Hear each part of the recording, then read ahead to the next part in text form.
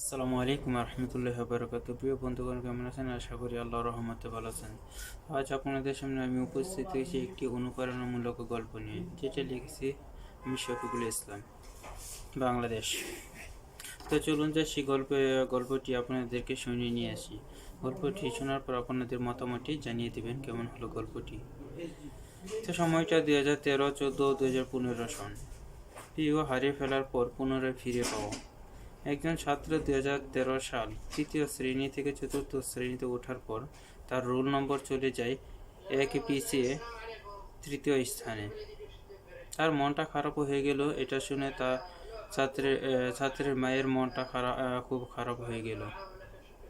আর ছাত্রের এই দৃশ্য দেখে ভিতরে রক্তক্ষরণ হলো। সে মনে মনে সিদ্ধান্ত নিয়েছে 2014 সালে চতুর্থ শ্রেণীতে তাকে আগের স্থানে ফিরে আসতে হবে ইনশাআল্লাহ। 2014 সাল চতুর্থ শ্রেণীতে ভালোভাবে লেখাপড়া করার পর 2015 সাল পঞ্চম শ্রেণীতে তার স্থান দ্বিতীয় স্থানে চলে আসে, আলহামদুলিল্লাহ। এটা দেখে তার মা ও পরিবারের সবাই খুশি হলো।